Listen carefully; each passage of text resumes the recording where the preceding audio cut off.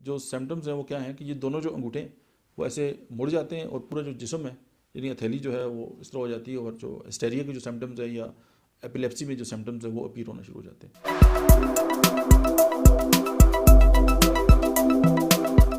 बिस्मिल्लाहिर्रहमानिर्रहीम, अस्सलाम वालेकुम। मेरा नाम डॉक्टर अहमद एजाज है और मैं सिमिली होम्यो क्लिनिक से बड़वास से आपसे मुखातब हूँ। होम्योपैथिक थेरापेटिक्स के सिलसिले में आज हम जिस दवा को डिस्कस करेंगे उसका नाम है क्यूप्रोमेट। जैसे कि नाम से ज़ाहिर है कि ये जो कॉपर है उस मेटल जो है उससे ये बनती है।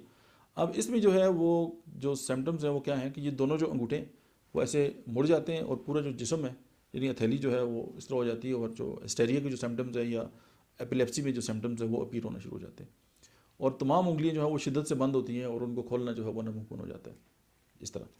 और तमाम जिस्म में जो है वो इंठन होती है, चेहरा और होंठ जो है वो नीले पड़ जाते हैं।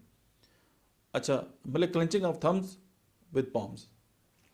अच्छा, इसमें कोरिया जो है उसके इंडिकेशन है, जिस्म जो है वो कांपना स्टार्ट हो जाता है और कंस्ट्रक्शन जो है मतलब कन्वल्जन ऑफ जो चिल्ड्रंस है, बच्चों में अगर दौरे पड़ते हैं, सीजर आ जाते हैं मिर्गी के, उसमें भी इंडिकेटेड है। अच्छा, क्रैम्प्स हैं, कफ है, उसके अलावा लेरिंग्स स्पाज्म अगर आ गए वो है। आपने देखा होगा कुछ बच्चे रोते रोते जो है उनका सांस जो है वो रुक जाता है और वो कई थोड़ी देर बाद आता है और घर वाले परेशान होते हैं कि पता नहीं इसकी डेथ ही ना हो जाए।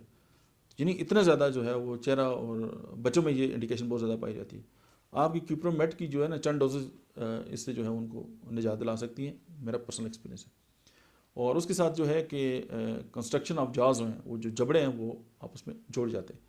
तो क्यूप्रोमेट जो है इस हवाले से बहुत ज़्यादा अच्छा। किसी को क्यूप्रिंग अगर पॉइजनिंग हो गई है यानी खाना जो है वो जो कॉपर का बर्तन है उसमें पकाया है, उसके बाद उसको पेट में इंठन स्टार्ट हो गई है या कॉपर पॉइजनिंग हो गई है, तो उसमें जो अगर आप क्यूप्रोमेट देंगे होम्योपैथिकली बतौर इलाज मिसल के, तो वो भी उस इंडिकेशन जो है उससे निजात दिलाएगी। और इसकी जो इंठन है वो इतनी शदीद होती है कि बंदे को हर 1 मिनट बाद वाशरूम जाना पड़ता है जब तक आप इसको होम्योपैथिकली ट्रीट नहीं करेंगे। तो आज के लिए इतना ही। Thank you very much.